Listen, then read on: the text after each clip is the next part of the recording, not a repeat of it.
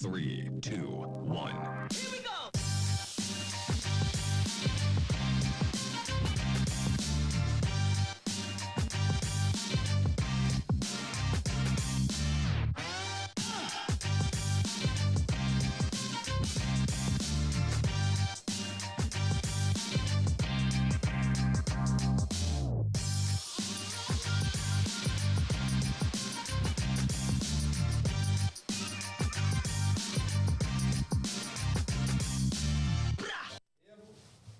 Rebonjour, remoi, je ne vous quitte pas. Alors, c'est compliqué, ça grésille dans le casque, donc on va voir combien de temps je tiens.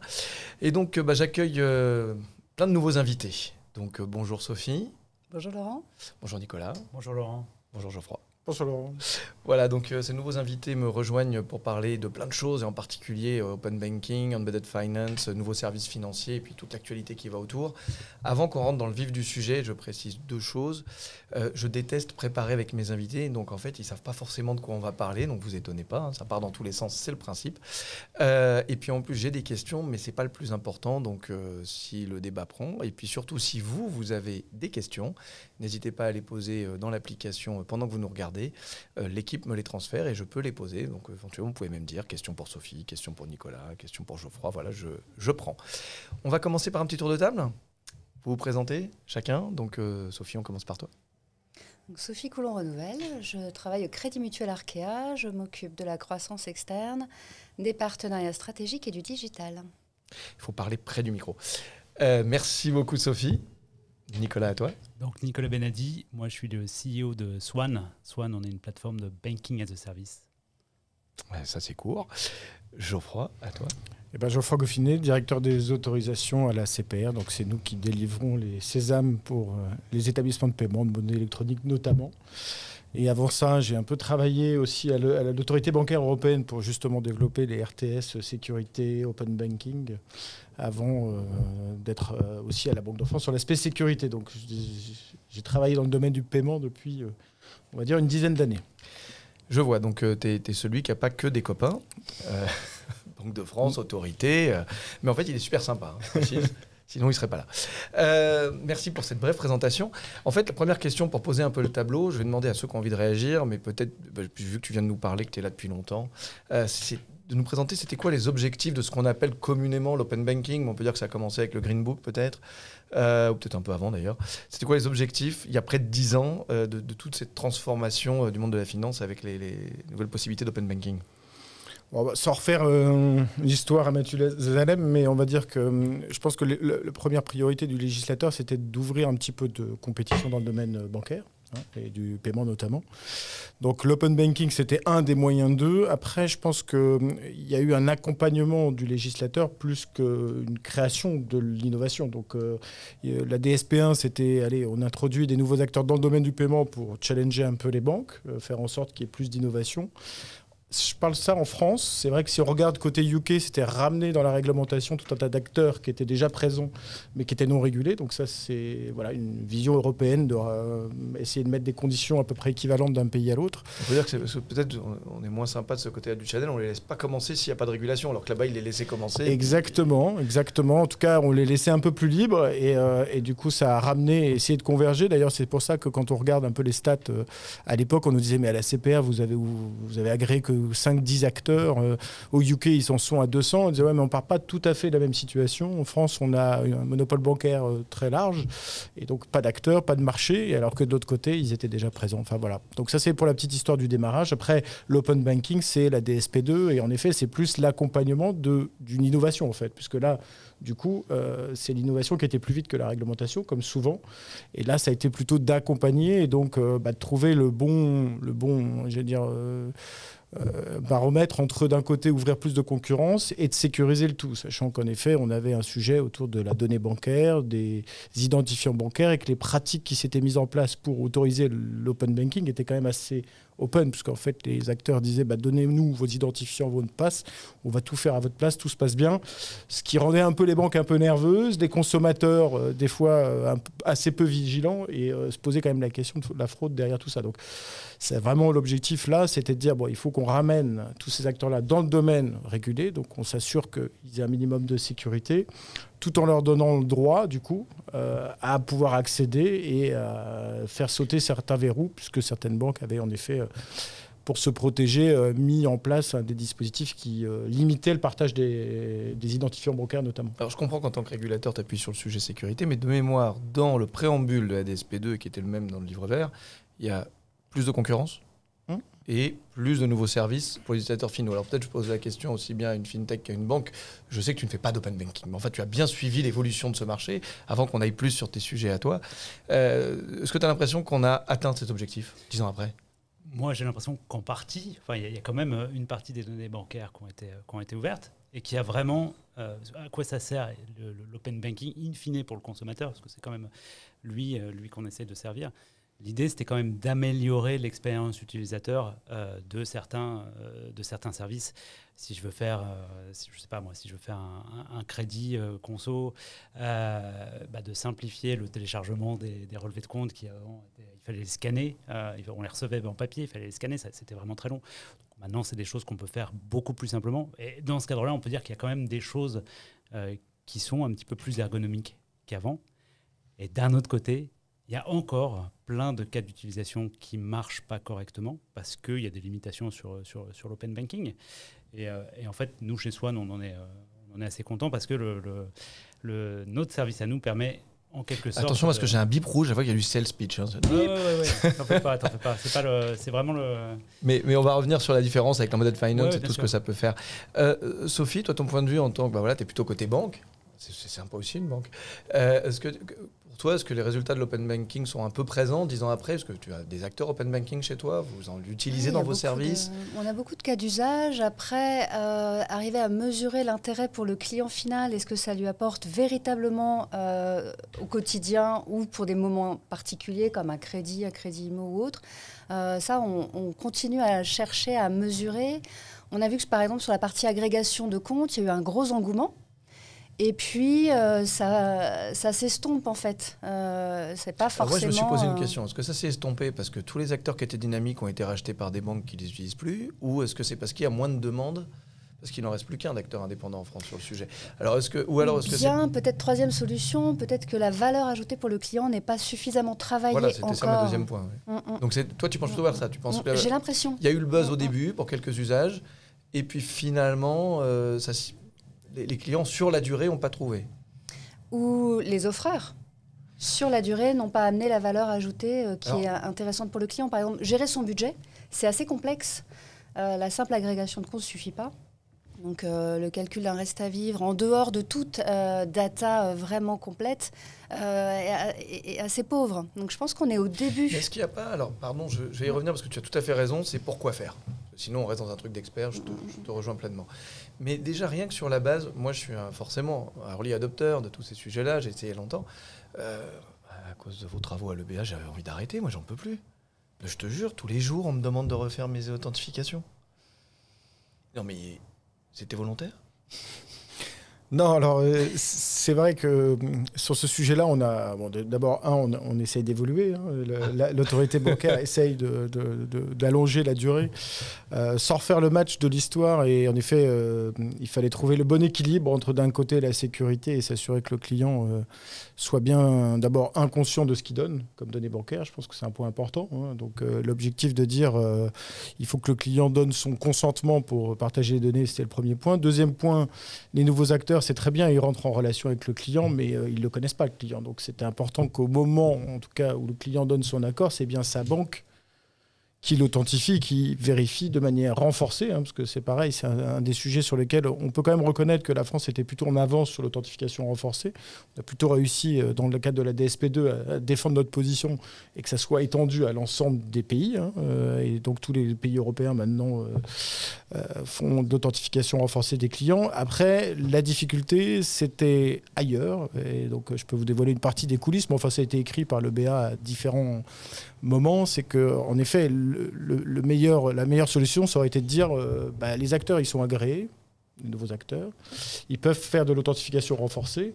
Donc pourquoi pas les laisser en fait identifier le client une fois qu'il s'est authentifié la première fois et qu'on s'est bien assuré que c'est lui qui à la base l'a fait. Faire un transfert de responsabilité quelque part. Exactement. Et donc laisser à l'acteur le soin de faire l'authentification renforcée et derrière accéder à l'ensemble des comptes plutôt que d'être confronté à 10 fois son authentification renforcée pour chacun de ses comptes. Sur des process différents. Sur des process différents. Le problème, c'est que dans les discussions qui avaient eu lieu à l'époque, il y avait la volonté de protéger le consommateur et donc la responsabilité de la banque qui avait été reconnue dès le démarrage pour dire, en fait, quoi qu'il arrive, s'il y a un problème avec les données ou en cas d'initiation de paiement, c'est la banque qui paye. Enfin, c'est la banque. Le client peut aller voir sa banque, se faire rembourser et s'il y a problème, la banque se retournera vis-à-vis du tiers de paiement pour lui dire, en fait, là, sur ce coup-là, c'est vous qui avez loupé les choses et donc vous nous remboursez. Donc, une fois qu'on a ce régime de responsabilité, en fait, il n'y avait qu'une seule possibilité, c'est de dire il n'y a que la banque, si c'est elle qui, in fine, porte la responsabilité, qui peut faire l'authentification. Donc ça, je pense que, moi je l'ai toujours défendu, c'est une proposition personnelle, mais je pense qu'on est plusieurs à le penser, à dire que la meilleure solution, ça serait ça, et donc il faut faire sauter ce verrou-là. Et donc, dans le cadre de la DSP3, il faudra certainement réfléchir autour de ça et de revoir la responsabilité, parce que, en plus, quand on discute avec les acteurs eux-mêmes disent, mais nous, on est prêts à porter la responsabilité, il n'y a pas de problème. Si jamais il y a un sujet de divulgation de données, etc., on est prêt à rembourser le client. Voilà. Donc, question, pourquoi nous, pour faire évoluer quelque chose où, si même toi, tu dis qu'il y a peut-être un sujet, ça veut dire que beaucoup le pensent, on est en train de parler de DSP3, c'est-à-dire un process de 3 à 7 ans, alors qu'au UK, ils viennent de sortir, la FCA vient de sortir des assouplissements sur les règles d'authentification forte. On ne va peut-être pas rentrer dans le détail, embêter tout le monde, vous avez tapé sur Google authentification forte au UK, mais où en gros, on va dire à tout le monde, ça va, une fois tous les 90 jours, ça suffit, et puis là, on peut peut-être faire plus soft à tel endroit et dans tel cas d'usage, etc. On est obligé d'attendre une nouvelle DSP, nous, de ce côté du channel ? En tout cas, sur cette partie-là, précisément, oui. Enfin, là, je pense que ça a été écrit, redit et reconfirmé dans le papier qui est d'ailleurs, qui était sorti à consultation. Donc là, aujourd'hui, ce qu'on essaie de faire, c'est d'assouplir, c'est d'allonger la durée. Ce sera un petit peu moins pénible, mais ça le restera. Je ne sais pas combien de temps prendra la DSP3 pour sortir, ni combien de temps elle mettra pour se mettre en œuvre. Mais c'est vrai que je le rappelle souvent. Moi, quand je suis allé à l'autorité bancaire européenne, c'était en 2015 pour écrire tous ces standards techniques. Et en fait, ils ont été appliqués 6 ans après. Donc, c'est un peu compliqué. Je te rappelle que tu es venu parler de DSP2 à l'Axel en 2012. Tout ça pour dire que c'était long. C'est long. C'est long. Mais bon, en tout cas, pareil, on nous avait annoncé que ça tuerait complètement le marché. Je crois qu'on n'en est pas quand même là non plus. Donc, voilà. On va dire que ça peut gêner. Alors après, on revient au point important. Tu as raison. Sécurité ou pas, problème technique, parcours client. S'il n'y a pas les bons usages. Donc tu disais que tu penses qu'on n'a peut-être pas trouvé encore les bons usages pour le client final qui font que, je ne peux pas m'en passer. On voit, sur cette période, on a vu énormément de fintech et d'offres de services assez sympas qui ont plu. Après, dans la durée, qu'il y ait vraiment un usage, un recours, c'est autre chose, c'est un autre talent en fait. Il faut vraiment que le client ait son intérêt dans la durée. Donc ça se travaille, et c'est un peu trop tôt, j'imagine. Par ailleurs, j'ai l'impression qu'il y a des banques qui ont vraiment joué le jeu à fond de la DSP2, qui mettent en place des API qui sont bien documentées. Et du coup, on a un vrai terrain de jeu sympa. Il y en a d'autres qui mettent un petit peu plus de temps. Voilà, ça va certainement mettre encore peut-être 5-10 ans à s'homogénéiser de manière à ce que le client, quand il agrège, quand il documente, quand il va rechercher des usages qui lui plaisent, et quelque chose de consistant. Parce que c'est encore assez éclaté. Toi, Nicolas, qui justement utilise ces API bancaires, avant qu'on vienne plus d'autres sujets, tu trouves que c'est toujours très non homogène, comme l'évoquait Sophie ? Oui, c'est sûr que même en tant que particulier, moi j'utilisais Bankin, pour pas les citer, et je ne l'utilise plus effectivement pour les raisons que tu as citées, c'est-à-dire que régulièrement... C'est pas de sa faute pourtant. C'est pas de sa faute. Franchement, c'est pas de sa faute parce que son interface est super, mais régulièrement je suis tellement déconnecté que... au bout d'un moment, j'oublie. Mais c'est marrant, je trouvais qu'on a beaucoup parlé d'un service qui est le service d'agrégation. Il ne faut pas oublier qu'il y a un deuxième service de la DSP2. Le paiement. Qui a quand même peut-être plus de potentiel. Plus de beaux jours. Alors justement, Exactement. parle-nous de ce cas d'usage-là. Il est vrai aujourd'hui, quand tu regardes toutes les grosses levées qu'il y a eu, que ce soit des valorisations, ce n'est pas une levée, mais pour Tink ou pour TrueLayer, en l'occurrence, une levée, dans leur sales pitch, il y a quand même beaucoup le paiement. Tu peux nous en dire un peu plus justement par rapport à justement tes clients, les demandes autour de toi. Je sais que tu ne fais pas que ça, on va y revenir aussi, mais sur ce sujet de paiement. Oui, l'initiation de paiement, je pense que c'est vraiment un sujet qui est super intéressant. L'idée, c'est vraiment d'améliorer l'expérience utilisateur, encore une fois, j'y reviens, et de rendre, je crois que c'est Brett King qui dit ça, de rendre la banque transparente. Donc, c'est de faire un petit peu ce que nous, consommateurs, on a l'habitude de faire quand on va dans un Uber, par exemple. On va dans un Uber. La différence avec un taxi, elle est assez impressionnante. Hein. On rentre dans le Uber, on sort, on sait qu'on a payé, mais c'est transparent. Alors que, voilà, quand on rentre dans un taxi, parfois, il faut faire un détour pour aller tirer de l'argent dans un distributeur. Donc là, l'expérience de paiement, on la sent, quoi. Il n'y a pas de souci là-dedans. Et finalement, l'initiation de paiement, donc ça, c'est quelque chose qui marche avec la carte bancaire. Le virement, lui, ça reste quelque chose d'assez pénible à faire. Hein. Il faut aller sur sa banque en ligne, copier-coller un IBAN, voire s'en souvenir. Et donc, effectivement... S'en souvenir, t'es vraiment plus geek que je pensais. Moi, je connais mon IBAN par cœur. Ouais. Il est autiste, il faut le savoir. Et donc, effectivement, c'est une expérience utilisateur qui n'est pas agréable. Donc, si on veut rendre le paiement transparent, la meilleure façon de le faire... Effectivement, l'initiation de paiement via la DSP2, c'est quelque chose qui permet de simplifier énormément d'expériences utilisateurs, à la fois pour les particuliers, on peut y venir, on viendra au e-commerce, au fait peut-être de concurrencer Visa, Mastercard là-dessus, et là où il y a beaucoup plus de use case probablement, c'est pour le B2B, où on paye beaucoup plus par virement que ce que font les particuliers, quoi. Justement, continuons un peu là-dessus. Donc, d'ailleurs, tu as fait un post il n'y a pas très longtemps pour dire mais arrêtez, vous mélangez tout, open banking, embedded finance. Voilà. Tu sais quoi, refais-nous ton tweet. Ok. Ouais, en fait, voilà. Moi, quand je parle à des clients potentiels ou quand on a pu parler à des VC, voire même à des concurrents, on se rend compte qu'il y a 3 notions qui concernent les API bancaires qui sont souvent mélangées. Donc, les gens mélangent parfois le core banking, l'open banking et tout ce qui est banking as a service. Donc, je vais essayer vite fait de vous dire quelle est la différence entre... Tu as réussi en 3 tweets, donc tu vas pouvoir faire vite. Donc, le core banking, c'est simple, c'est le système d'information d'une banque. Donc, forcément, je suis une banque, j'ai besoin d'un système d'information. Et donc, mon système d'information, il va me donner des API pour que je puisse développer, par exemple, une appli de banque en ligne sur un téléphone mobile. Donc, vraiment, le core banking est on va dire, à la banque ce que Boeing est à une compagnie aérienne. C'est vraiment ce qui va permettre à la banque de tourner, quoi. Banking as a service, c'est quelque chose d'assez différent. Donc, c'est ce que nous, on fait chez Swan. C'est aussi des API bancaires, mais ce n'est pas juste l'informatique. C'est l'informatique et l'agrément qui va avec. Donc, c'est un service. Nous, on ne vend pas de l'informatique, on vend un service, par exemple. Là, on vend l'ouverture de compte, on vend un virement, on vend une API qui va permettre de créer une carte. Donc, c'est vraiment le service. C'est, on va dire, la technique plus l'agrément. Donc, ça, c'est la grosse différence. Évidemment, je suis là pour faire le naïf. Pourquoi faire ? Alors, ça, on y reviendra. Par exemple, pour lancer un service de paiement, tous les nouvelles, on n'a pas le droit de dire le mot, les nouveaux établissements qui vendent des services de paiement, je ne vais pas dire le mot, néobanque, je n'ai pas le droit. Je ne sais pas comment dire. Bon, bref, les Conto, les Swile, les Lydia, les Shine, toutes ces entreprises-là, elles se sont lancées avec des plateformes de banking as a service, c'est-à-dire qu'elles étaient distributeurs, et il y avait d'autres entreprises derrière qui créaient, qui produisaient le service de paiement ou le service bancaire qu'elles finalement distribuaient. Donc ça servait initialement à ça, les plateformes de banking as a service. On y reviendra peut-être après. Ça peut servir à beaucoup d'autres choses, dont un truc qui est à la mode en ce moment qui s'appelle l'embedded finance. Termine, tu as commencé à l'embedded finance.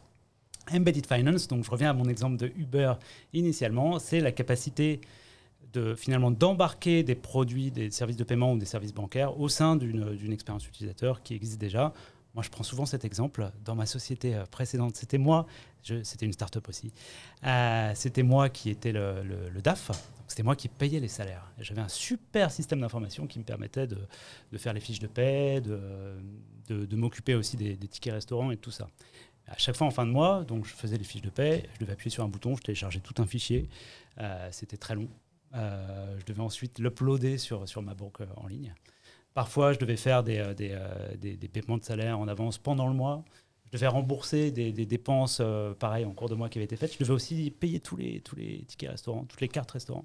Et finalement, le temps que ça me prenait de gérer, de passer de mon système d'information RH à ma banque, c'était très, très long. Quand on y réfléchit, il faudrait que tout puisse se faire directement depuis l'outil de gestion RH. Je valide mes fiches de paie, j'appuie sur un bouton, c'est payé. Et puis si jamais je veux mettre une règle qui dit que si un paiement doit être fait en avance après le 15 du mois et que c'est moins de 1 000 €, je ne veux même pas avoir le validé, ça doit être fait. C'est ça vraiment Embedded Finance. C'est au paiement, on va dire plus B2B peut-être. Là, tu prends un cas d'usage très B2B, c'est votre niche, j'imagine. C'est notre niche, mais... Parce que j'entendais par exemple Harry Stillman, le CEO de Rapid, qui lui disait toutes les marques seront demain des marques financières. Ouais, Que ça Coca-Cola, soit j'ai un doute. Ikea, Ikea, Coca-Cola, Célio, ce que tu veux, une marque financière. D'ailleurs, je me disais, t'as envie de réguler autant de marques, toi Alors, remarque, c'est pas toi qui les régule, mais quelque part, tu vas te poser des questions. Non, mais c'est pour ça que Banque as a Service, c'est aussi un moyen, en effet, pour ces acteurs-là, de démarrer sans avoir à payer le prix intégral de la conformité et de l'agrément. Donc c'est vrai que c'est un point important. D'ailleurs, on voit de plus en plus de ces modèles-là qui commencent en tant qu'agent, distributeur d'un produit, qui vont après vers l'agrément et puis ensuite l'établissement de paiement de monnaie électronique, voire qui tendent après Parce que celui qui est en bout de chaîne n'a vraiment aucune responsabilité. Tout est porté par... Aux yeux de la CPR, oui. Tout est porté par l'établissement qui héberge, puisque c'est lui qui contrôle l'acteur. Alors c'est vrai que nous, on parle de modèle inversé finalement, parce qu'au démarrage, il faut quand même remettre les choses dans l'ordre. La DSP1, le distributeur, en fait, c'était celui qui vendait le produit. Donc l'établissement de paiement de monnaie électronique, il fabriquait son produit, puis après, il utilisait des buralistes ou des magasins qui distribuaient leurs produits. Là, quand on touche à Banque as a Service, en fait, on inverse les choses. C'est-à-dire que souvent, il y a des start-upers qui arrivent, qui ont une idée, qui vont voir justement l'établissement de paiement en disant je voudrais faire ça, qui ont désigné leurs produits et qui se font abriter par l'établissement de paiement ou de monnaie électronique. Mettre les couleurs, la peinture. C'est ça, avec la conformité, le KYC, voilà. Et ça, bien sûr, c'est contrôlé par l'établissement. Donc nous, on contrôle l'établissement qui, lui, contrôle son agent. Y compris la partie, par exemple, pardon, mais je me souviens, c'est un truc de très vieux, quand on vendait du crédit chez les acteurs qui ont fait faillite depuis, dans les années 2000, il fallait écrire à peu près une demi-partie de la fiche 4x3 sur les conditions de comment c'était dangereux, etc. Si tu fais vendre du crédit à travers du Banque as a Service, c'est toi qui gères toute cette information client et la validation que le client a compris qu'il allait en faire, ou c'est celui qui a mis la couleur autour? C'est une très très bonne question. Il y a plusieurs façons de le faire. Donc soit on contrôle effectivement ce que fait nos clients, soit on fait un petit peu comme pour l'authentification forte avec l'open banking, c'est-à-dire nous on contraint un peu les parcours utilisateurs pour s'assurer que le client final est bien passé par la page, et par une page pour le coup qui est hébergée chez Swan en marque blanche, et on vérifie bien qu'il a bien coché les... Mais dans les deux cas, c'est toi qui es responsable devant le Bien régulateur sûr. Que le client a été informé de manière éclairée, etc. Oui, c'est pas évident pour un consommateur aujourd'hui de s'y retrouver quand même. Faut être assez honnête. Dans certains cas, il comprend même pas en fait. Par exemple, si on prend un cas aussi très connu chez les étudiants, Lydia, je serais bien au défi de demander à beaucoup d'utilisateurs de Lydia, est-ce qu'ils savent vraiment, en fait, in fine, qu'en fait, ils ne sont pas marques régulées et que c'est quoi le risque pour eux, pour être tout à fait honnête C'est la SFPMI, pardon. C'est quoi le risque pour eux de ne pas savoir? Dans le cas de présent que tu cites, tu vois. Non, c'est juste que, il y a encore très récemment, là, il y a eu quelques scandales autour justement d'acteurs qui s'étaient lancés sans être régulés correctement. Et là, les clients pleurent parce qu'en fait, ils ont perdu tout leur argent et on leur dit, bah non, en fait, peut-être, mais cet acteur-là, il n'était pas régulé. Et donc, ils avaient le sentiment d'eux et en fait, ils n'étaient pas du tout protégés. Donc, c'est vrai que quand ça se passe bien et que c'est des gens honnêtes, j'allais dire, en effet, est-ce que c'est vraiment important? Mais en fonction du produit qui est distribué. Oui, j'allais plutôt dire ça, en fonction du produit. Genre, quand tu mets ton épargne des dizaines de milliers d'euros ou quand tu payes quelques dizaines d'euros, c'est sans doute pas le même risque. Exactement, mais c'est pareil. Souvent, ces acteurs-là, ils sont multicasquettes. Donc, ils ont le rôle d'agent vis-à-vis d'un établissement de paiement, mais ils distribuent du crédit via un rôle d'agent distributeur d'un autre acteur. Et donc, quand on regarde, il y a des fois des acteurs qui proposent des services qui cumulent 5 ou 6 casquettes. Donc, le client, en effet, il y a un moment, il ne sait plus bien la différence. Alors, il ne le voit pas, en fait. C'est pour ça que les termes, pour eux, c'est équivalent à ce qu'ils peuvent trouver dans une banque. Pour autant, ils n'ont pas du tout la même sécurité qui s'attache derrière. Alors, il y en a, mais ce n'est pas tout à fait la même chose en fonction des différentes casquettes qui sont prises. Tu as l'impression que ça va, pardon de dire comme ça, mais trop vite pour le régulateur, entre guillemets, parce qu'on se retrouve finalement, alors même si j'ai bien compris que ce n'est pas l'acteur final nécessairement à réguler, mais le client, il utilise l'acteur final, quelle que soit la vitrine, la marque, ce qu'on veut. Est-ce que vous avez les ressources, les équipes, les moyens, les compétences pour pouvoir suivre toute cette explosion, cette profusion d'endroits où je vais pouvoir faire des parcours clients avec des services financiers embedded? Nous, de toute façon, on va regarder que les acteurs régulés. Donc après, en effet, on a un autre pan de l'activité qui est la protection de la clientèle sur lequel, de temps en temps, on est obligé d'intervenir pour mettre l'alerte sur des acteurs qui ne sont pas dans les normes. Voilà, donc ça, on le fait. Le seul problème, c'est qu'on a toujours tendance à se retourner vers les CPR quand il y a un problème. On se dit, mais qu'est-ce qui se passe? Pourquoi vous n'avez pas rien fait? Et là, on est obligé d'expliquer, mais attendez, nous, l'agent, par exemple, en question, nous, on ne le connaît pas. Ce n'est pas nous qui avons la responsabilité de superviser l'agent. C'est bien l'acteur régulé. Donc, il y a de la profusion. D'un autre côté, c'est souvent la logique, c'est ce que je rappelais tout à l'heure, c'est à partir du moment où ça devient gros, l'acteur va venir se réguler directement et plus passer par ce rôle d'intermédiaire. Donc, c'est pas non plus complètement hors sol d'avoir ce développement. Quelqu'un qui était sur ce siège il n'y a pas très longtemps, dans un autre studio, me disait « Non, mais c'est facile de faire du BaaS au début. » Au début, parce qu'à CPR, c'est pas encore où tu habites. Et puis parce que tu n'as pas de trop gros volume, etc. Mais quand ça commence à être un peu gros, ils prennent leur quartier d'été chez toi et tout d'un coup, tu es obligé de dire à tes clients plein de choses que tu trouvais super faciles à faire vont moins l'être. Tu es encore au début, là, pour l'instant, en termes de volume, j'imagine. Oui, nous, on est au début, mais encore une fois, je n'ai pas trouvé d'autres termes pour néobanque, je suis désolé. On n'a pas vocation à devenir le moteur de ces acteurs-là. Toi, c'est vraiment sur le B2B, il y a une niche d'usage. Sur la Embedded Finance, sur vraiment des acteurs qui n'ont pas vocation à devenir régulés. Donc le cas typique, c'était la paye. Voilà, un outil de RH. Je pense pas, même s'il commence à faire vraiment beaucoup de volume, son métier, il a déjà beaucoup de contraintes pour comprendre comment ça marche les fiches de paie. Il n'a vraiment pas envie de devenir régulé par la SPR. Un petit peu comme Renault n'a pas envie de construire ses pneus. Hein. Sophie, on le voit bien, là, avec Nicolas, on aborde peut-être un sujet, un bout de la lorgnette sur Embedded Finance avec le B2B, mais il y a aussi beaucoup d'Embedded Finance dans le B2C, etc. C'est quoi le rôle d'une banque, finalement, à la fin, dans tout ça? C'est toujours un acteur de confiance, un des préférés des Français, malgré la crise financière. Quand on parle de la data et la finance, je crois qu'on a encore un score de 70% de confiance, c'est le plus haut. Donc on a un vrai rôle entre public et privé sur ce sujet à chérir, puisque c'est un vrai métier. On a beaucoup investi, ça nous fait une barrière à l'entrée, mine de rien, et derrière, il y a de la valeur pour le client.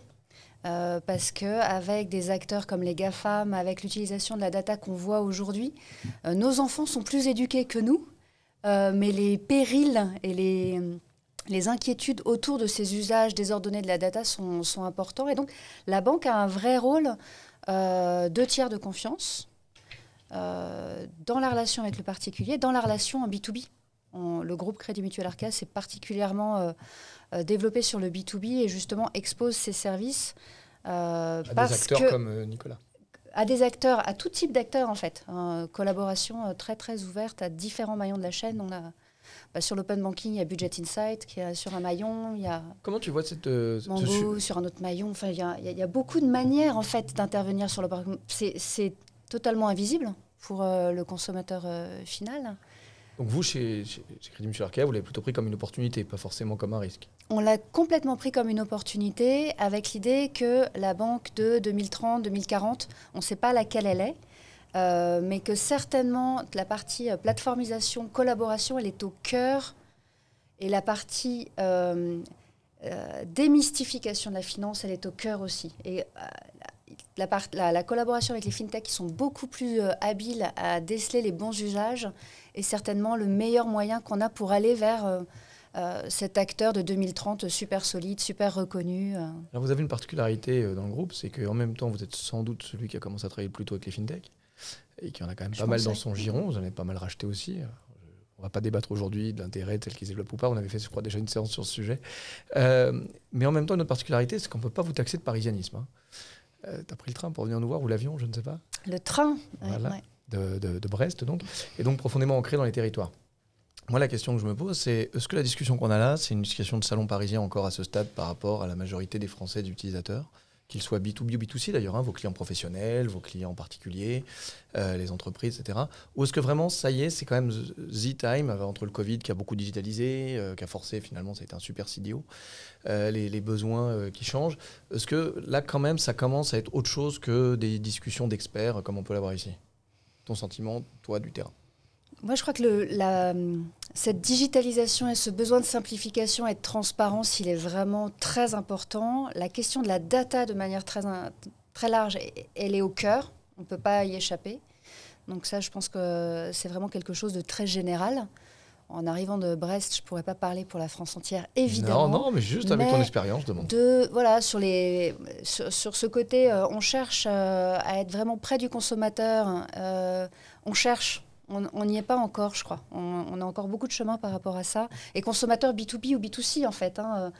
Dans le monde de l'assurance, rembourser les sinistres plus facilement. Dans le monde des pros, limiter les problèmes d'accès au paiement.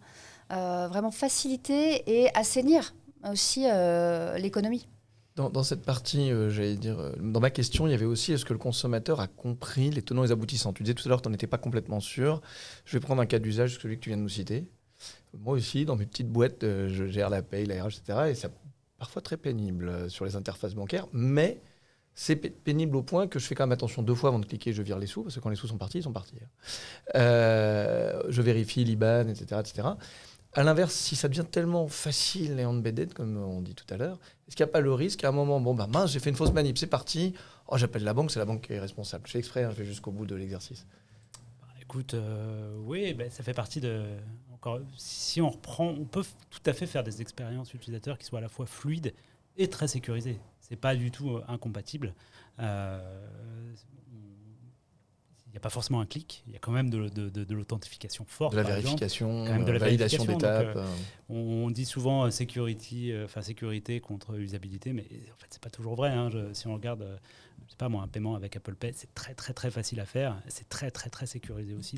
Donc les deux sont pas contradictoires, je pense. Un avis sur ce point peut-être ? En tout cas, en termes de normes, c'est vrai que dès qu'on essaie de rajouter de la sécurité, on a quand même souvent la complainte de tous les acteurs pour nous dire plus vous obligez la sécurité. Enfin, moi, je sais qu'on a beaucoup discuté sur l'authentification renforcée. On a quand même longtemps mis en avant que c'était un frein au développement du commerce, etc. Nous, on avait la vision qui était de dire attention, il y a aussi la confiance dans les moyens de paiement. Donc, en effet, s'il n'y a pas la confiance minimum collégiale, il y a un moment où le consommateur il paye plus. Donc, c'est le point important. On a essayé de développer, de trouver le bon équilibre. Alors, il est toujours perfectible, on peut toujours faire mieux, mais en effet, je pense que l'aspect quand même sur le B2B, il est d'autant plus sensible. Enfin, on y reviendra certainement tout à l'heure sur l'open banking, parce que je pense que là où, en effet, où il y avait... Attends pas tout à l'heure, dis-nous si tu as un avis. Non, mais concrètement, aujourd'hui, c'est vrai que, par exemple, si on prend le marché français, il était très sécurisé sur l'émission de virement. Donc, c'est vrai que si on regarde sur le bilan de l'open banking et qu'on dit par rapport à d'autres pays, c'est vrai que faire un virement en ligne depuis sa banque vers un nouvel acteur qu'on ne connaît pas. Moi, je viens d'une banque où, en effet, alors qui n'était pas côté Arkea, qui était de l'autre côté de la France, mais dans le même groupe, j'ai encore une carte de clé personnelle. Je veux créer un nouveau bénéficiaire, on me demande la case A3, machin. T'as du bol, il y en a, c'est encore avec courrier. Oui, alors ça peut être ça. Ou alors, dans d'autres banques, c'était j'attends 24 heures, 48 heures, qu'on me dise OK. Bon, ça marche pas pour payer. Plus des plafonds très importants, quand même. Enfin, peu important en l'occurrence. Après, ça dépend des clients, etc. Mais in fine, ça veut dire que le client, en effet, qui voudrait payer par l'initiation de paiement aujourd'hui, il est confronté à plein de freins qui sont liés à l'existant et le fait que ce soit sécurisé. Alors quand on touche au B2B, encore pire, parce que là, du coup, il y a eu aussi quelques fraudes assez récentes et des entreprises qui ont perdu beaucoup d'argent quand même, avec les fraudes de présidents, etc. Donc on sait qu'il y a une sensibilité sur la sécurisation. Donc en effet, quand tu dis les banques te disent avant de cliquer, je vérifie, en effet, il y a plusieurs étapes et c'est fait pour. Après, la question, on en revient là, c'est qui porte la responsabilité. Juste une question d'ailleurs. Toi, tu n'es qu'intermédiaire finalement. C'est ça. C'est-à-dire que si la banque, elle a toujours envie, je donne un cas réel qui existe chez moi, on fait beaucoup de virements évidemment dans notre entreprise, et il y a des cas où il y a marqué virement, je ne parle pas d'instantané, mais 24 heures, où il met 5 jours. Et quand je demande pourquoi, on me dit, on a une petite suspicion, on voulait bien vérifier que c'était vous quand même, et puis il se trouve pas de bol, c'était le week-end, on n'a pas pu vous appeler. Lundi, j'étais en formation, donc je vous ai appelé mardi, vous n'étiez pas joignable, donc je fais le virement mercredi. Bon, c'est la vraie vie, à la limite, tant mieux, ils m'ont protégé, voilà, même si ça m'a ennuyé. Toi, c'est le même process finalement derrière. Une fois que tu as envoyé l'ordre, si la banque veut faire ça, elle peut toujours quelque part. Moi, je suis un établissement financier, donc j'ai les mêmes contraintes que de lutte anti-blanchiment. Donc ouais, si on doit exécuter un virement et qu'on a un doute, tu feras ta diligence. On va faire la diligence comme tout le monde. Et oui, et ça embête profondément nos clients. Mais malheureusement, aujourd'hui, il n'y a pas vraiment... Qui prend la paume s'il y a un virement et après, mince, c'était en fait une fraude, et toi ou la banque derrière qui fait le virement, d'où partait l'argent? Alors, s'il y a une authentification forte, on n'est pas censé protéger forcément le consommateur. En général, on essaye de s'arranger à la fois avec la banque à qui on a viré l'argent ou à la fois avec le consommateur. Ça peut vraiment dépendre. Pour l'instant, nous, on touche du bois, on n'a pas eu de fraude majeure. Donc, je t'ai coupé au milieu et tu disais qu'effectivement, on avait beaucoup de contraintes dans le passé sur les virements et donc l'open banking. Bah là, sur l'initiation de paiement, il faut reconnaître. Donc, aujourd'hui, on a un retard. On a un retard, en tout cas en France, sur le marché français, alors qui est lié aussi au fait que concrètement, quand on a mis en place la DSP2, l'objectif, c'était, on n'avait pas de minimum harmonisé au niveau européen sur le niveau de service qui devait être offert aux consommateurs. C'est-à-dire qu'en effet, chaque banque a son propre niveau de service. Donc, en effet, il y a des banques qui disent « Allez-y, faites un virement, un nouveau virement, je le prends, je l'envoie, il n'y a pas de problème. » D'autres qui disaient « Non, moi, je temporise 48 heures, je vous envoie un courrier, vous saisissez le code. » D'autres qui disaient la carte de clé personnelle. Donc, il n'y a pas de minimum réglementaire qui disait « Il faut le faire comme ça. » Donc, aujourd'hui, quand on a fait la DSP2, on ne pouvait pas imposer un niveau de service qui disait aux banques « Il va falloir révolutionner complètement vos chaînes, etc. » et que dans 18 mois, vous soyez en mesure de faire ça. Donc là, l'objectif, c'était de dire, vous faites sur l'open banking le même niveau de service que sur votre site de banque en ligne. C'était le principe de base du dispositif. Le fait est qu'aujourd'hui, on voit bien que ce n'est pas suffisant. En tout cas, ce n'est pas suffisant pour offrir des usages qui intéressent les nouveaux acteurs. Donc après, de temps en temps, ils sont un peu schizophrènes, parce que les banques, elles ont deux casquettes, teneurs de compte et aussi utilisateurs de ces services-là. Et donc, on espère, enfin en tout cas nous, c'est ce qu'on a appelé depuis très longtemps, à dire, OK, la DSP2, c'est le niveau minimum de service. On sait très bien, c'était gratuit. Ce sujet-là a été longtemps débattu. Du coup, l'accès est gratuit, etc. Mais autour, il faut construire des modèles à valeur ajoutée qui permettront de faire ça, mais là, il faut trouver le modèle économique. Et là, on voit bien qu'on n'y est pas encore. Pourquoi ? Parce que certainement qu'on n'a pas encore passé cette première étape définitive qui est de dire, OK, on a les API DSP2, tout roule. Alors, ça avance, hein. On a quand même heureusement une... Oui, on a entendu que tout roulait pas complètement quand même. Non, mais ça avance progressivement. Enfin, nous, on a une vision quand même qui montre qu'à la fin de l'année, alors là, on parle de jours, donc je pense que disons, au courant de l'année prochaine, sur le premier semestre, normalement, les plus grosses API des banques vont être exemptées. 15 secondes, tu passes de fin d'année dans 15 jours à courant de l'année prochaine. Parce que ça dépend ce qu'on attend comme niveau de service. Donc, en tout cas, ce que je peux vous dire, c'est que là, il y en a au moins une qui va arriver à la fin de l'année en étant exemptée. Donc, voilà, on avance sérieusement. Sur l'agrégation, je pense que ça fonctionne plutôt bien. Et en effet, sur l'initiation, on est sur la problématique de niveau de service. Et là, il faut que les autorités européennes, dont le PC, se saisissent du sujet et créent un scheme de valeur ajoutée qui permette justement de faire ces nouveaux cas d'usage. Donc j'allais dire, sur la partie initiation de paiement, on y est au terme réglementaire, c'est-à-dire qu'on approche, il n'y a plus d'obstacles majeurs, etc. Mais on n'y est pas, je pense, sur le plan des cas d'usage, parce qu'encore une fois, on partait d'une situation qui n'était pas harmonisé et sur lequel on avait un niveau de sécurité élevé en France sur le virement et qui fait qu'aujourd'hui, l'aspect sécurité peut être un frein à l'utilisation fluide. On peut peut-être juste dire un petit mot en fait sur justement, j'ai pas tout à fait terminé sur la différence entre le banking as a service et justement l'open banking. Donc l'open banking, c'est effectivement ça, c'est des API qui sont le plus petit dénominateur commun de ce qui est la DSP2. Et finalement, quand on regarde bien, c'est juste deux API. Il y en a une première qui est accède à mon relevé de compte. Et puis, il y en a une deuxième qui est fait un virement. Et encore, quand on dit fait un virement, c'est fait un virement unitaire et puis pour tout de suite, pas pour dans 10 jours. Donc, en fait, quand on regarde bien, c'est des services qui sont très, très, très limités. Quand on regarde les plateformes de banking as a service, pas que la mienne, hein, mais on offre, finalement, on devient un compte secondaire pour les entreprises ou pour les particuliers, où là, par contre, toutes les API sont ouvertes. Et quand on regarde, nous, on n'a pas 2 API, on a à peu près 200 API. Quoi. Et je ne suis pas sûr qu'un jour, les banques arriveront effectivement à aussi bien l'authentification du client, son KYC, sa recherche, ses recherches d'OP, commander une carte. Exactement. Tout en ligne de code, en fait. Tout en ligne de code, exactement. Le jour où il y aura effectivement un dénominateur commun pour accéder à toutes les API d'une banque. Et Dieu sait qu'il y en a des services dans une banque. Il n'y a pas que accéder au relevé de compte ou initier un virement. Il va se passer encore quand même pas mal de temps. Ça fait partie de votre stratégie quand même, Sophie. Oui, ça fait partie de la stratégie parce que effectivement, en s'ouvrant sur le B2B et en étant un acteur de la collaboration avec d'autres organismes, d'autres banques et d'autres commerçants, on a commencé à apaiser depuis plusieurs années.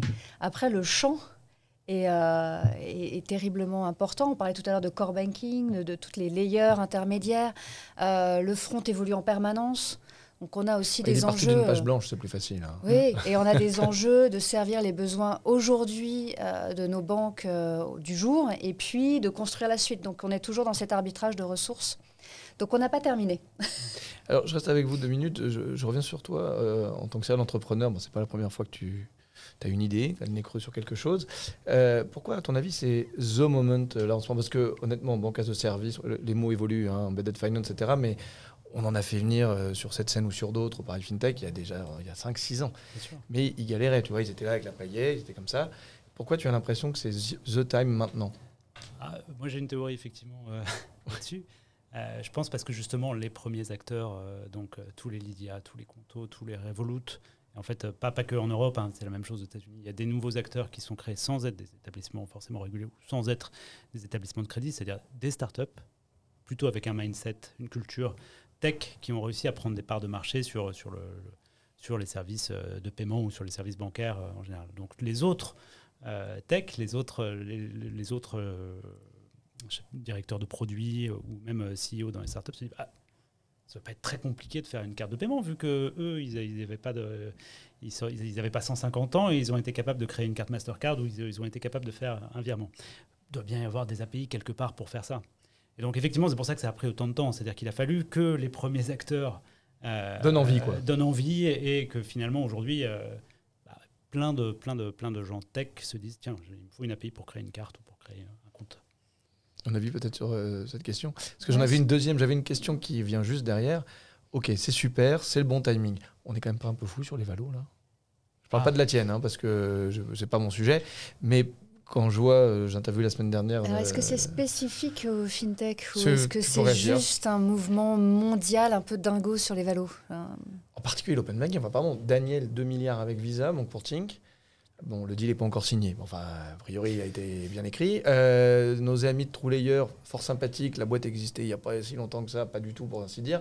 N'a pas de EBITDA vraiment montrable. Et on parle d'une valo à 1 milliard. Toi, tu es à 3-4 milliards, je ne sais plus. On profite, c'est tout. Enfin, dingo, c'est le mot que tu utilisais? Non, en fait, on voit... sur les plus grosses capitalisations mondiales, on voit aujourd'hui que c'est les plateformes qui trustent. C'est Apple, c'est les GAFAM, en fait, qui sont les plus grosses capitalisations mondiales. Ça a pris 5 à 10 ans. Ça a complètement changé sur les 15 dernières années. On les a vus remonter. Et donc, je pense qu'il y a cette... rattrapage, tu veux dire? Il y a des gens qui disent j'ai raté un train? Ce focus de la connexion et de la plateformisation et le fait de couvrir, c'est un peu un rêve, hein, de couvrir tous les besoins d'un client par un seul point d'accès, que les GAFAM symbolisent, mais que l'économie des plateformes symbolise aussi. Donc dès qu'on est dans cet univers un peu européen, mondial, de couverture de tous les besoins, ça fait briller les yeux. Après, il faut tenir ses promesses. Pour revenir juste au sujet embedded finance, j'ai posé la question à un des investisseurs qui a mis des sous dans une des marques que j'ai citées il n'y a pas longtemps. Et il m'a dit non, mais t'es trop négatif. En fait, ça va remplacer Visa et Mastercard. Regarde combien sont valorisés Visa et Mastercard. Finalement, quelques milliards, c'est rien du tout. Est-ce que tu crois, toi, au grand remplacement de certains acteurs grâce à ces nouvelles technologies qui permettent de partir d'une page blanche et de faire tout différemment? Alors déjà, les remplacer complètement, aujourd'hui, bon courage. Je crois qu'il y a un effet de réseau sur Visa et Mastercard. Enfin, je suis désolé, si je pars demain au Japon, si j'ai une solution d'embedded finance ou d'open banking européenne, ça ne va pas vraiment m'arranger, quoi. Alors que si je pars avec ma carte Visa ou Mastercard, je sais que ça va marcher là-bas. Par contre, d'un point de vue domestique, oui, ça peut peut-être effectivement devenir des vraies alternatives. Et par contre, pour que ça soit des vraies alternatives d'un point de vue domestique, pour que ça vaille le coup de changer, il faut peut-être aussi changer les business models. Et donc que ça soit peut-être moins rentable pour l'acteur qui va permettre d'être le centralisateur des paiements que ce que ça peut l'être aujourd'hui pour Visa ou Mastercard. Donc effectivement, ça peut du coup mettre un doute sur les valos. Ça sera forcément moins rentable, quoi. Enfin, on l'espère. Tu t'occupes des partenariats, Arkea fut un grand acheteur sur le marché. Le marché est un peu cher peut-être, non, pour faire ses courses en ce moment? Le marché est assez cher et c'est le même mouvement qu'on observe sur la croissance en volume des fintechs, sur l'argent qui circule. Il y a vraiment une conjugaison de beaucoup de choses. Donc c'est vrai que le groupe a pas mal investi en 2009, en 2012, en 2015 Les valos se sont envolés. C'est pas Ça forcément... paraissait cher à l'époque, mais en fait, finalement... Oui, mais proportionnellement, c'est quand même beaucoup plus cher aujourd'hui. Et ça ne veut pas dire que ça ne soit pas intéressant d'investir toujours. Pour autant, ça peut être très pertinent, et c'est des modèles qu'on développe aussi en parallèle, de chercher plutôt de la collaboration avec un partenariat qui peut être capitalistique, mais surtout de la collaboration de valeur ajoutée, toujours dans cet esprit de client final, en s'associant soit à plus petits, soit à différents. Soit plus gros aussi, on a des exemples. Donc, c'est pas la voie royale, la prise de participation majoritaire. C'est ça qu'aujourd'hui on voit. Ça peut être un très bon accélérateur. La collaboration en minoritaire, en VC, être proche des fintechs et s'inspirer au contact, c'est aussi peut-être savoir sortir aussi à certains moments. Et peut-être savoir sortir à certains moments. C'est un investissement à une époque. Et ça n'a pas tari. Oui, rien ne s'est jamais arrêté en fait. Mais tu sais, tu parles de valos qui sont un peu dingues. Et moi, ça me rappelle finalement la bulle de 2000. Je ne suis pas tout jeune. Pourquoi t'as gardé tes cheveux noirs, toi? Je suis jaloux. On a fait la même école, hein, c'est triste. Il y a juste les cheveux. Donc, quand on regarde la bulle de 2000, investir dans, même, on va dire, avant l'explosion de la bulle, investir dans Amazon ou dans PayPal à l'époque, parce que c'était possible, même à des valos qui à l'époque semblaient complètement démentes ou délirantes, bah, ça faisait du sens, quoi. C'est-à-dire que c'est jamais évident de savoir. C'était un peu le fond de ma question de tout à l'heure. Peut-être qu'il y a effectivement un vrai sous-jacent, même si la tech est folle en général, il y a peut-être des secteurs où... C'est ça. Voilà, c'était ça le fond de ma remarque. Peut-être que Conto et Revolut, c'est les BNP, Société Générale, pas de demain, mais d'après-demain, quoi. Peut-être qu'en 2028, on ne se rend pas compte, mais ils vont truster 75% ou 80% du marché. Et dans ce cas-là, les valos seront vraiment pas débiles. Pour finir, il nous reste en fait théoriquement plus de temps du tout, mais c'est pas grave. Je vais en prendre encore 3 minutes. Tu as beaucoup parlé du mot data au début de cette conversation. Et c'est vrai que j'ai souvent l'impression qu'à force d'ouvrir les banques, puisque le thème de ce débat, c'était « Ouvre-moi ta banque », ça fait des années qu'on parle, et au début même, ça me faisait un peu rigoler dans les années 2010. Je me rappelle, on avait discuté sur le livre vert. Tout le monde voulait accéder aux données de paiement, que j'ai personnellement toujours trouvé absolument nul, puisque déjà pour savoir où on a payé, c'était compliqué. Dans un ticket de paiement sur des rails de paiement classique, on ne comprenait pas l'espèce d'acronyme. Il n'était pas homogène par banque, et on ne savait pas ce qu'on avait acheté. Moi, je m'en fiche de savoir que j'ai dépensé 150 € à Carrefour. Ce qui m'intéresse, si je veux faire du bon loyalty programme, c'est de savoir que tu as acheté du Coca-Cola ou des couches ou quelque chose qui va me permettre de te proposer éventuellement de l'épargne ou du crédit ou du sport. J'ai un peu l'impression qu'on n'a pas changé. Tu t'acharnes à vouloir accéder finalement et intermédier les banques pour que des gens puissent faire une marketplace de services financiers. Mais Amazon m'a toujours pas ouvert ses portes pour que je puisse faire le même service que toi en proposant derrière des Amazon et autres. Si je veux utiliser les services d'Amazon, je dois être sur la marketplace d'Amazon. C'est comme si la BNP m'avait dit tu veux faire des services financiers, tu peux, mais tu peux faire de l'embedded finance en étant sur ma marketplace. Et il faut faire la DSP2 des commerçants. Mais c'est pas ça le vrai sujet quelque part. Peut-être. Parce que la data, elle est là. Il y en a beaucoup plus dans le retailer que sur une donnée de paiement quelque part. Toi qui fais ça tous les jours. C'est vrai, mais malheureusement, ouais, j'ai pas la régulation, j'ai pas le. Ah mince. Et toi, tu ne penses pas que en tant que banque, tu n'es pas des fois un peu jalouse de devoir donner, parce que ces retailers y accèdent aussi, beaucoup d'informations financières, mais toi, tu ne peux pas accéder à cette information d'usage de tes clients? On est tous en train de rechercher comment enrichir la donnée de manière intelligente. Il y a énormément de données qui circulent, pas forcément celles dont on a besoin par ailleurs.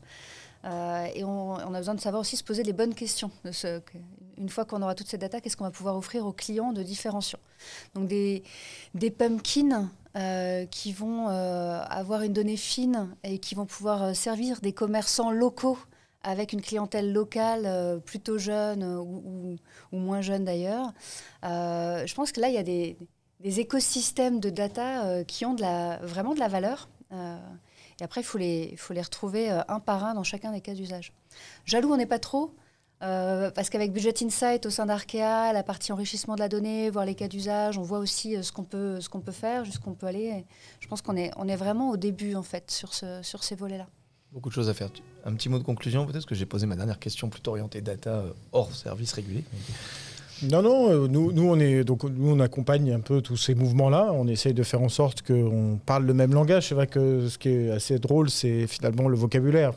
Chacun a son monde, chacun a sa vision. C'est vrai que le passage régulateur est un sujet un peu à part. Donc c'est aussi important que les fintechs regardent ces aspects-là. Enfin, en tout cas, s'y intéressent même au démarrage. Parce qu'en fait, ce qu'on voit souvent, c'est beaucoup de bonnes idées, mais quand on n'a pas intégré la dimension réglementaire dès le démarrage, en fait, il faut tout reconstruire derrière. Et c'est ça le plus compliqué. Et nous, on le voit, alors pour revenir sur les termes d'embedded finance, on le voit par exemple dans des secteurs d'activité de type médical, où il y a beaucoup de tiers payants, où finalement les gens font du paiement sans le savoir, où quand on arrive derrière pour leur dire attendez, en fait là ce que vous faites c'est régulé, donc il va falloir se mettre aux normes. La chaîne, elle n'est pas du tout prévue pour faire du paiement. Elle a été prévue pour faire du relation client-fournisseur. Et là, c'est beaucoup plus compliqué. Donc, c'est vrai qu'il faut quand même s'y intéresser, voir comment tout ça fonctionne. Mais en effet, il y a beaucoup plus de paiements qu'on imagine, in fine, dans certains secteurs d'activité. Et donc, c'est important de s'y intéresser, de regarder.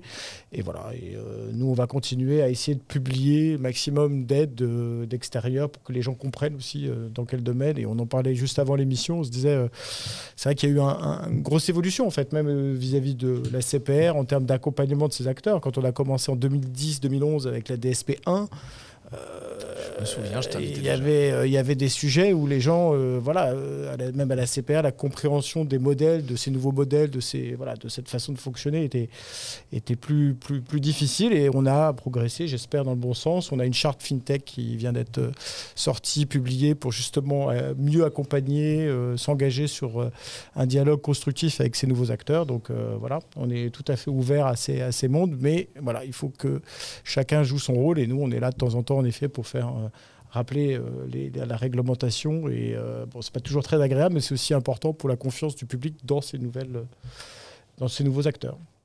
Merci. Je conclurai en disant, parce qu'on a eu l'occasion d'ailleurs de rencontrer le régulateur, c'était quoi, 2013, 2014, on faisait des choses ensemble.